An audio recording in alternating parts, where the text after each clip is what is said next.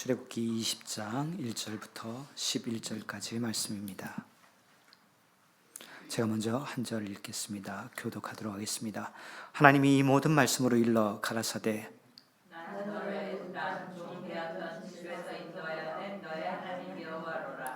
너는 나 외에는 다른 신들을 내게 잊게 말지니라. 너를 위하여 새긴 우상을 만들지 말고 또 위로 하늘에 있는 것이나 아래로 땅에 있는 것이나 땅 아래 물속에 있는 것에 아무 형상이든지 만들지 말며 그것들에게 절하지 말며 그것들을 섬기지 말라. 나 여호와 너의 하나님은 질투하는 하나님인즉 나를 미워하는 자의 죄를 갚되 아비로부터 아들에게로 3, 4대까지 이르게 하거니와 나를 사랑하고 내 계명을 지키는 자에게는 천대까지 은혜를 베푸느니라. 너는 너의 하나님 여호와의 이름을 망령되이 일컫지 말라. 나 여호와는 나의 이름을 망령되이 일컫는 자를 죄 없다 하지 아니하리라. 안식일을 기억하여 거룩히 지키라. 엿새 동안은 힘써 모든 것을 행할 것이나 제7일은 너의 하나님 여호와의 안식일이즉 너나 내 아들이나 내 딸이나 내 남종이나 내 여종이나 내 주축이나 내 문 안에 유하는 백이라도 아무 일도 하지 말라. 같이 읽겠습니다. 이는 엿새 동안에 나 여호와가 하늘과 땅과 바다와 그 가운데 모든 것을 만들고 제7일에 쉬었음이라. 그러므로 나 여호와가 이 안식일을 복되게 하여 그 날을 거룩하게 하였느니라. 아멘. 지난주 말씀이 좀 어려운 말씀이었습니다. 너무나 잘 아는 말씀, 우리가 너무나 많이 흔히 들어왔던 첫째 되는 계명, 둘째 되는 계명, 예수님의 말씀, 우리가 너무나 잘 아는 말씀이지만은 사실은 그 내용 가운데 예수님께서 마음을 다해, 목숨을 다해, 뜻을 다해 하나님을 사랑해라. 그게 첫째 계명이다. 둘째 계명은 내 이웃을 내 몸과 같이 사랑하라. 그러니까 그 말씀을 따라서 내가 그렇게 살아야지. 여러분은 그렇게 사십시오. 라고 말씀하는 것은, 거기까지만 이해하는 것은 예수님께서 말씀하신 정작 중요한 부분들을 놓치고 있는 것이다. 지난주에 말씀을 드렸습니다.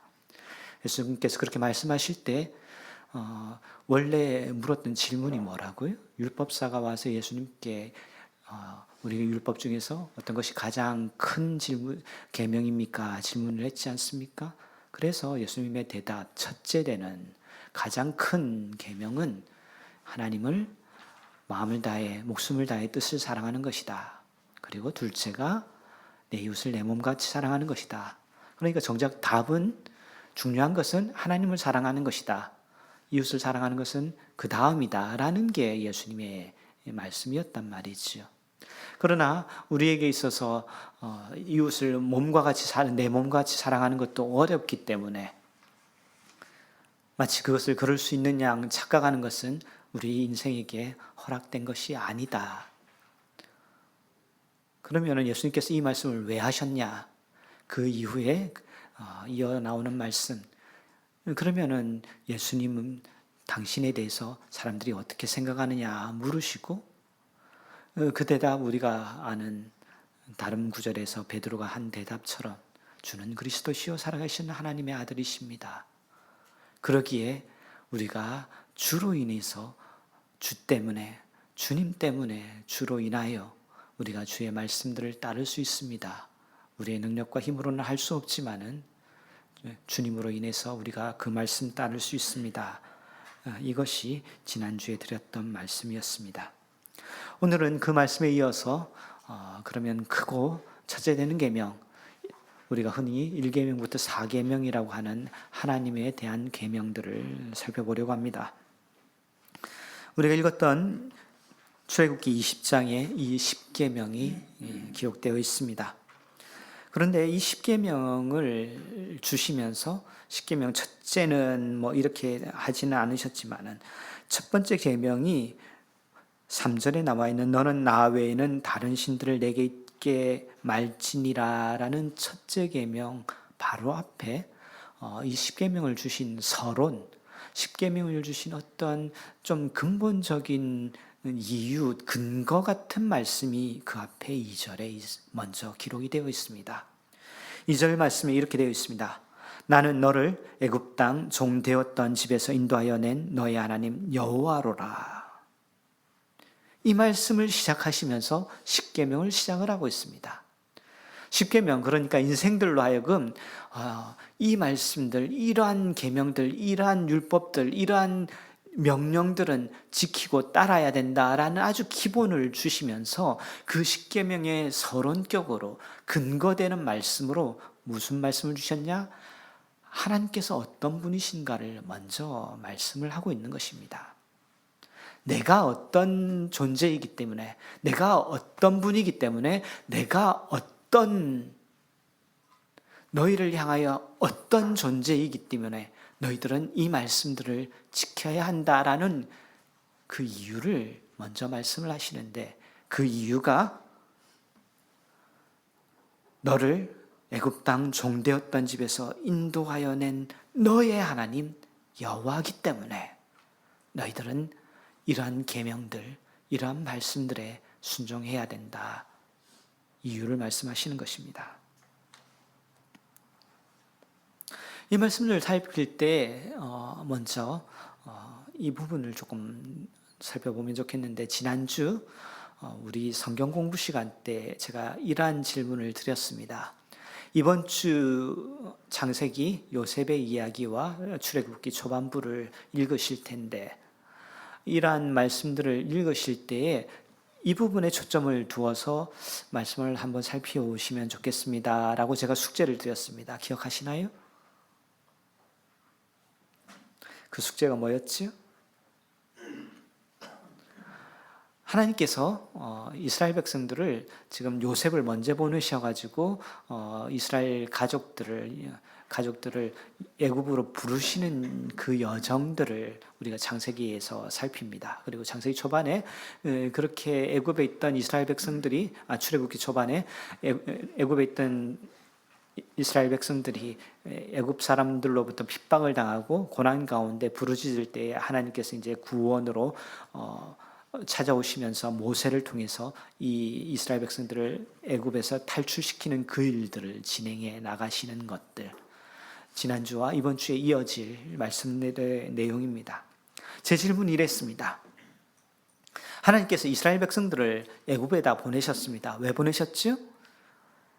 그 지역에, 전체 지역에 큰 기근이, 큰 가뭄이 일어날 것이기 때문에 이스라엘 백성들을 구원하기 위해서 애굽 땅에 보내셨습니다. 애굽 땅에 장소를 준비해 놓으시고 그곳에서 이 기근, 세계적으로 큰 기근, 가뭄들을 대피시키기 위해서 하나님께서 막 요셉을 그 고생을 시키시면서 애굽의 총리가 되게 하시고 애굽으로 하여금 준비케 하시면서 이스라엘 백성들을 그렇게 구원을 하셨습니다. 그것을 위해서 애굽 땅에 보내셨습니다.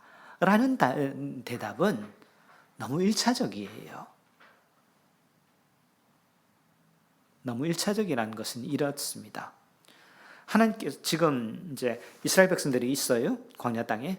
이스라엘 백성들이 가나안 땅에 있는데 이 백성들이 이 지역 가나안 땅뿐만 아니라 저 애굽까지 해서 전 지역에 큰 가뭄이 있을 것이기 때문에 요셉을 먼저 보내서 애굽으로 보내셔서 애굽에서 준비를 시키십니다. 이스라엘 백성들을 받아들일 준비를 시키시고 이제 요셉이 총리가 되어서 그 준비가 다 끝났을 때 이스라엘 백성들을 이제 가뭄과 함께 기근과 함께 힘들 때 요셉을 통해서 애굽으로 보내게 하십니다.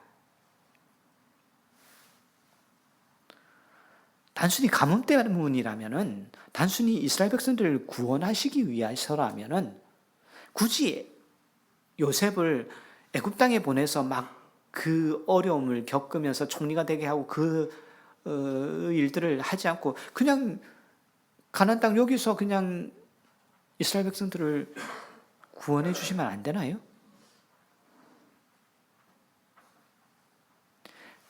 가뭄 때문에 이스라엘 백성들이 애굽으로 갔다면 애굽에도 가뭄이 들었잖아요.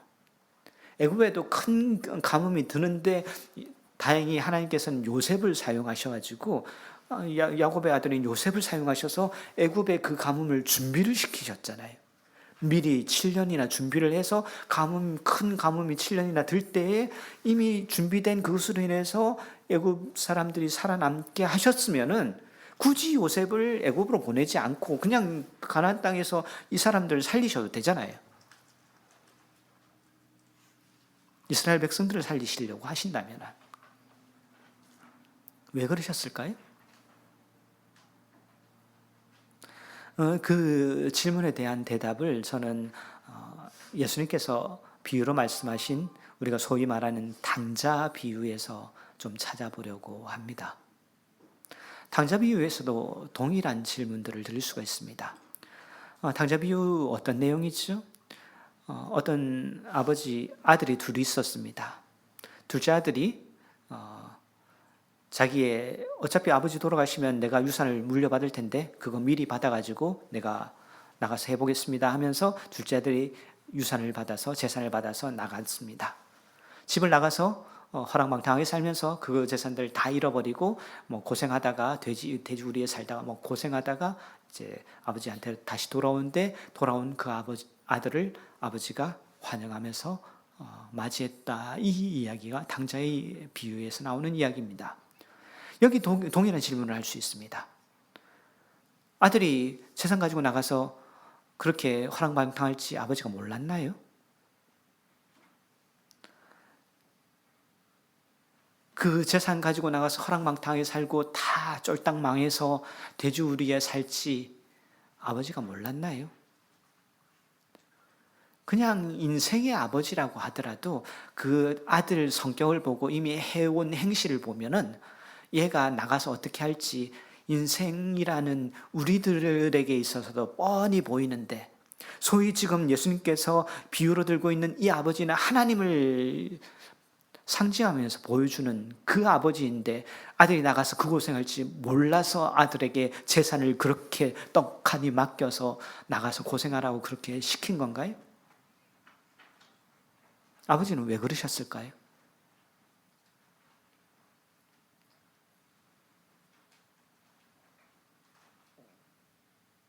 제가 이렇게 질문을 하면서 대답하실 것을 기대를 해야 될까요? 말아야 될까요? 다들 지금 이제 목사님이 그렇게 질문을 하셨는데 눈이 마주치면 막 대답이라도 해야 될 것 같은 부담감을 가지고 저를 쳐다보고 계실 텐데, 저는 그 대답을 뒤에 이제 아들이 돌아오고 아버지로부터 환영을 받고 했을 때 큰 아들이 반응하는 것에서 찾아보았습니다. 큰 아들이 집에 돌아오다가 막 잔치 소리를 듣고 어떻게 반응하죠? 나는 아버지 집에서 이 고생을 하고 있었는데 그동안 나한테는 소를 잡든지 돼지를 잡든지 그런 일들이 없더니 잔치 한번 벌려주시지 않더니 저 작은 아들은 나가서 아버지 재산 다 잃어버리고 그래 놓고 이제 돌아왔는데 이건 너무한 거 아닙니까? 아들이 뻗대면서 화내면서 집에 들어오지 않으려고 하는 그 아들을 아버지가 찾아가서 아버지가 이 대답하시죠. 너는 나와 함께 있으니 내 것이 다 너의 것이 아니냐. 이제 작은 아들, 둘째 아들은 나가서 죽었다가 살았던 이 작은 아들이 돌아오는 그 아들을 내가 기뻐 환영한다. 이 말씀이 무슨 말씀이에요? 참 이 말씀으로 저는 사실은 오랫동안 고민을 했었습니다. 도대체 그러니까 아들이 재산 잃고 나가서 고생하고 돌아온 것은 그것을 받아주는 그 장면은 참 좋은데 제 고민은 늘 이거였거든요. 왜 도대체 애초에 아들이 못 나가게 안 하셨을까? 나가면 뻔히 그럴 텐데 나라도 알겠는데 하나님은 왜 아들을 붙잡고 못 나가게 안 하셨을까가 제 평생 몇 년이겠죠. 그래봐야 제 큰 숙제였는데 제가 애를 키워보니까 이제 좀 알겠어요.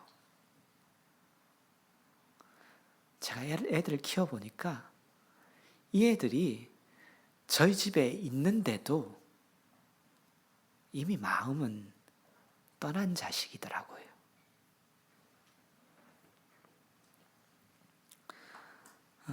똑똑한 우리 아이들은 너 그럴 거면 집 나가! 라고 제가 가끔 소리치지만 절대 집 안 나가죠. 나가면 고생하니까. 우리 아이들은 그러진 않아요. 그렇지만은 마음은 이미 떠나 있는 거 참 많이 느낍니다. 자식들한테 뭐 이런 질문하면은 엄마가 좋아, 아빠가 좋아? 이런 질문하면 당연히 요즘 애들 영악해서 둘 다 좋지요 라고 대답을 하지만은 예주한테 이런 질문 해봐요. 현빈이 좋아? 아빠가 좋아? 무슨 질문인지 이해를 못 하시는 분들은 문화생활들을 좀 하셔야 돼요. 예주한테 현빈이 좋아? 아빠가 좋아? 그러면 당연히 현빈이 좋죠. 여전히 이해를 못 하시는 분들은 오늘 가서 신문을 보든지 사랑의 불시착을 조금이라도 보시면은 예.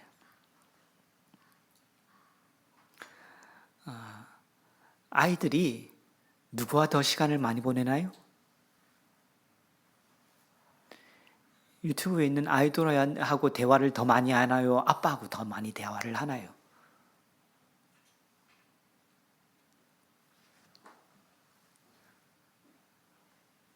아이유의 그 감미로운 음성을 더 많이 듣나요? 엄마 이야기를 더 많이 듣나요? 누구를 더 사랑하지요? 누가 진짜 가족이지요?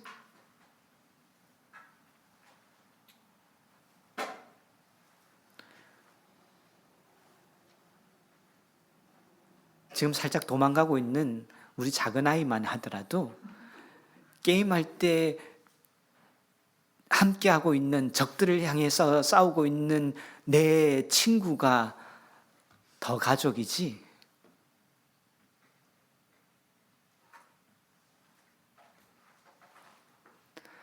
저희 큰아이가 한 반년 만에 집에 돌아왔습니다. 방학이라고.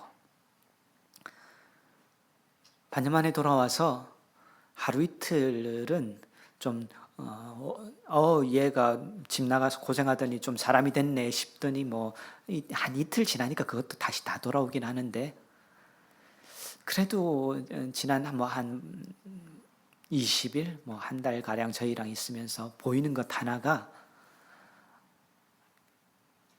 이제 진짜 가족이 누구인지 알았다는 것은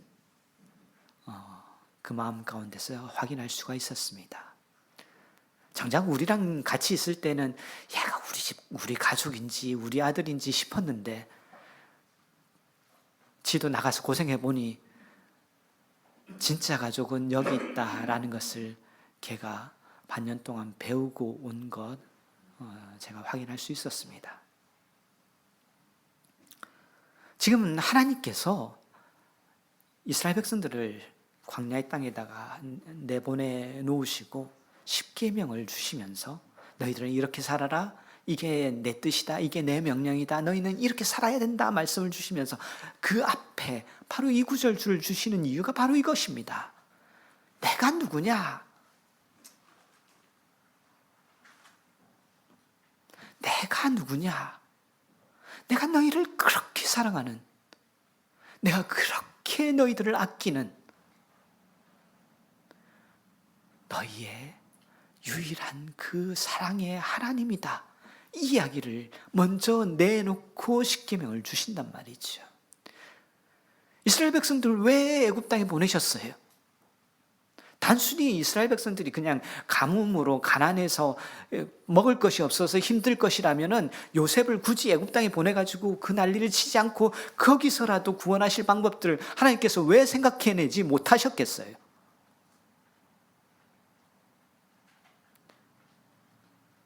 하나님의 백성이라고 하지만은, 하나님의 아들, 딸이라고 하지만은 이스라엘 백성들 이미 그 마음은 하나님께로부터 멀리 있기에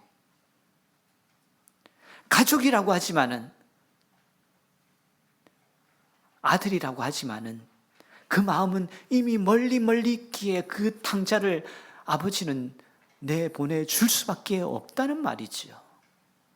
같이 살고 있어도 큰아들 뭐라고 해요? 몸은 같이 있어도 마음은 같이 있지 않다는 거예요.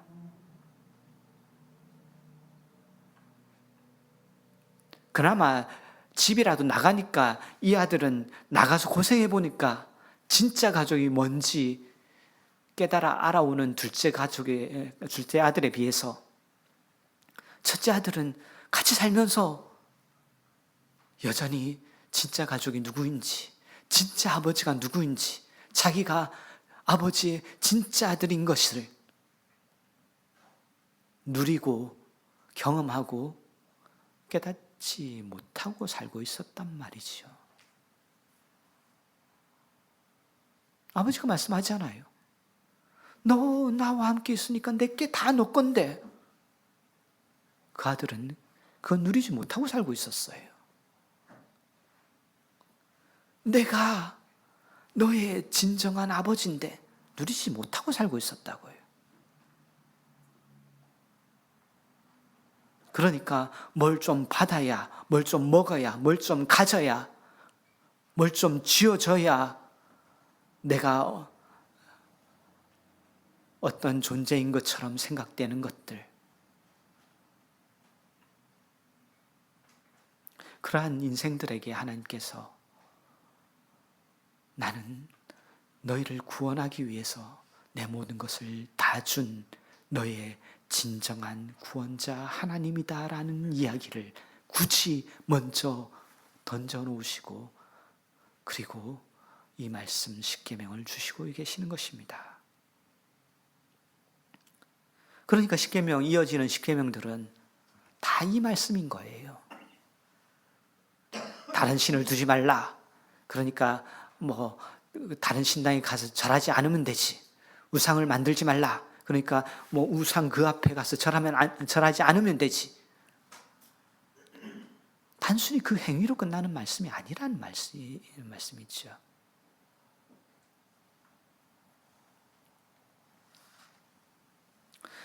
둘째 계명에 우상을 만들지 말라라고 말씀하시면서 우상을 만들지 말라에 연결시켜서 어떤 약속들, 설명들을 주고 계시죠? 어떤 설명을 주고 계시죠?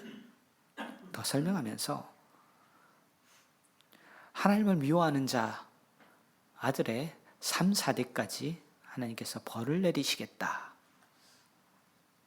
그러나 하나님을 사랑하는 자 1000대까지도 은혜를 베풀겠다. 이 말씀에도 사람들은 이 말씀을 어떻게 사용했냐면 혹시 기억하시는지 모르겠습니다. 이미 시간이 좀 지나긴 했는데 한 10년 전쯤인가요? 한국에 먼저 대단히 센세이션을 일으켰어요. 그리고 그게 이제 한국에서 막 유명해진 다음에 다시 미국으로 넘어왔는데 어떤 미국의 책을 한국에서 번역하면서 가게의 저주를 끊으라 이런 책이 번역되면서 한국에서는 정말 큰 이슈를 일으켰습니다. 그러니까 내용이 이거예요. 예수 믿고 열심히 산다고 하는데 일이 잘 안 풀리고 자꾸 몸이 아프고 뭔가 자꾸 일이 꼬이고 그러는 경우에 살펴봐야 된다. 뭘 살펴봐야 되냐면은 조상 때에 무슨 죄가 있는지를 살펴봐야 된다. 아버지가 아니면은 그 아버지인 할아버지 그 위로 올라가서라도 조상 중에서 누가 큰 하나님께 죄를 지었으면 잘못을 했으면은 그게 3, 4대 내려가 가지고 내가 그 영향을 받아 가지고 하나님께로부터 벌을 받고 있는 것일 수 있다. 그러니까 내가 예수를 믿고 열심히 살지만은 정직하게 살지만은 뭔가 일이 잘 안 풀리면 분명히 조상 중에 누가 죄를 지어서 그런 것이다. 그 저주를 끊어야 된다. 그 끊는 방법 1. 이렇게 하는 책이 있었습니다. 한국에서는 정말 지금 웃고 싶으신 분이 있으실지 모르겠는데 좀 정말 큰 이슈였거든요. 그 근거로 이 구절들을 내놓고 있었어요. 봐라, 십계명에 이런 말씀들이 있지 않냐? 하나님께로부터 죄를 지으면 자식의 아들의 3, 4대까지 벌을 내리신다고 하지 않았느냐? 라고 말씀하시는 분들이 계셨는데, 이 말씀은 그것과 바로 이어서 무슨 말씀이 있어요? 하나님을 사랑한 자는 어떻게 하신다고요? 1000대까지 하나님께서 은혜를 베푸신다고요. 굳이 그 조상의 죄를 이야기를 하실 거면은 그 바로 이어지는 그 뒤에 말씀, 하나님을 사랑하는 자는 어떻게 하신다고? 1000대까지도 복을 주신다고. 지금 3, 4하고 1000하고 비교가 되나요? 좀 잘못하면 3, 4고 하나님께 사랑을 드리면은 1000대, 이 3, 4하고 1000하고 비교가 안 되잖아요. 하나님께서 말씀하시고 싶은 게 뭐죠? 내가 너희들을 그렇게 사랑한다는 것을 이야기를 하고 싶으신 거잖아요. 내가 너희들에게 얼마나 복을 주고 싶어 하는지, 내가 너희들에게 얼마나 은혜를 베풀고 싶어 하시는지, 그 하나님의 그 크신 마음이 이렇게 담겨 있는데 이 사람들은 3, 4를 이야기를 하고 있는 거예요. 지금 하나님은 1000을 이야기하고 싶으신데 사람들은 자꾸 3, 4를 이야기하고 싶으신 거예요. 하나님은 하나님께서 우리들을 사랑하신다는 이 이야기를 하고 싶으신데 사람들은 조금의 어떤 것들을 이용해서 하나님 별로 중요치 않아. 그냥 내가 어떤 재물, 어떤 복, 어떤 명예, 어떤 누릴 것, 어떤 복 누리는 이것이 더 중요하지. 하나님 자신이 더 중요치 않아. 근데 하나님께서는 처음부터 끝까지 초지일관 말씀하시는 게 내가 너한테 어떤 존재냐?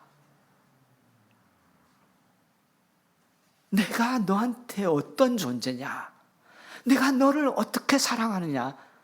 처음부터 끝까지 이 이야기를 하고 계시거든요.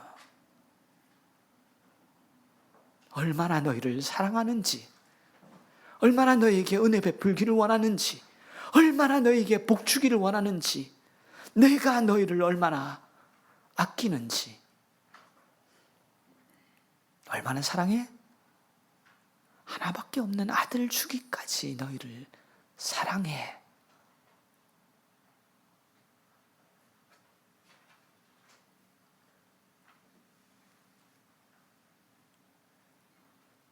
그래서 사람들은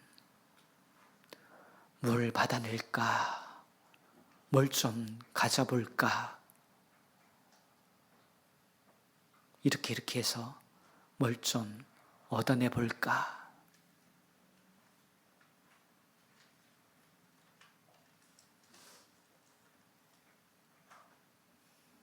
예수님 비유하셨던 그 탕자뿐만 아니라 첫째 아들처럼 사람들은 그렇게 내가 좀 뭘 더 받아볼까 여기에만 관심해서 이게 안 보이는 거예요.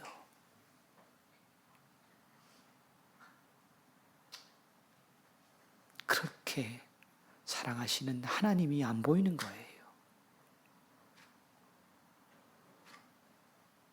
그저 하나님 통해서 뭘 좀 얻어내 누리고 싶어하는 그것만 보이는 것이지.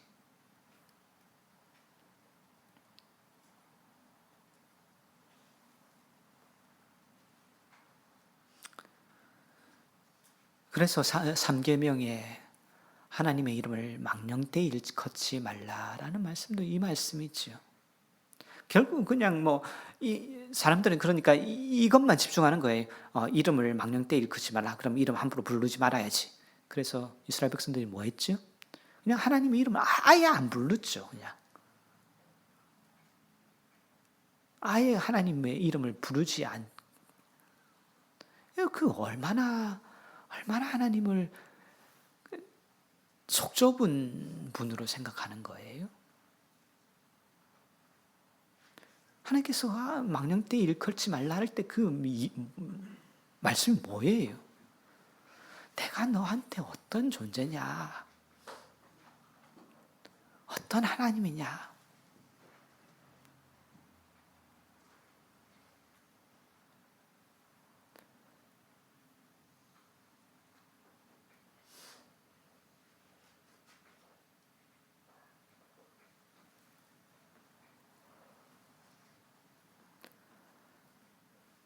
네 번째 계명에 안식일을 거룩하게 지켜라. 동일한 말씀이죠. 사람들이 예전 이스라엘 백성들은 이랬습니다. 안식일을 거룩하게 지키라 그러니까 안식일에 아무것도 일 안 하고 쉬어라 그러니까 쉬어야지 막 부들부들 떨면서 몇 발자국 걷지도 않고 이런 게 쉬는 게 아니잖아요. 이 말씀 또 그대로 가지고 와가지고 주일에 쉬어야 되는데 주일에 와서 막 찬양팀하고 막 이렇게 너무 분주하게 바쁜 거 안 되는데 참된 쉼은 참된 안식은 하나님과 함께 하는 거예요. 그렇잖아요. 우리의 쉼이 어디 있어요?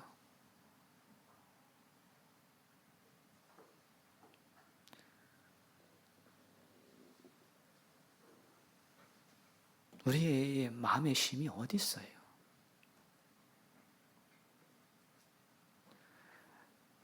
저희 애들 쉰다고 할 때 뭐 하는지 뭐 다른 애들이랑 똑같아요. 게임하고 뭐 옆에서 보는 제 눈에는 그게 전혀 쉬는 것 같이 안 보여요. 얼마나 힘들게 게임하는지 몰라요. 아이고 참 돈 주고도 못할 그 애씀과 노력과 온갖 힘을 다해서 힘과 생명과 목숨을 다 바쳐가지고 그 게임을 하고 있는 그 모습을 보면서 그게 쉰다고 보여지세요? 그러니까 그 게임하고 나서 어떻게 막 지쳐가지고 막 늘어져 있죠. 참된 쉼이 어디 있어요? 하나님께 있잖아요. 하나님께 예배드리고 하나님을 찬양하고 하나님을 즐거워하며 그 하나님으로 인해서 성도들과 교제하는 것, 거기에 참된 쉼이 있잖아요. 이 모든 말씀 가운데서 하나님께서 말씀하시는 게 뭐예요? 내가 누구냐? 내가 참된 쉼이고 내가 참된 구원이고 내가 참된 안식이고 내가 참된 사랑이고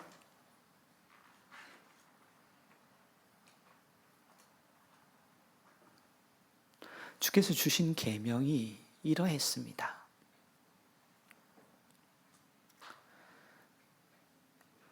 하나님께서 그렇게 우리를 찾아오시기를 원하십니다. 2020년 우리가 율법을 지킨다고 말씀을 지킨다고 그 구절에 얽매여서 그렇게 살지 않고 그 말씀들을 그렇게 주기 원하시는 하나님의 그 마음을 헤아리면서 우리의 삶들을 돌아볼 때 우리가 무엇에 집중하고 있는지 우리의 삶들을 돌아볼 때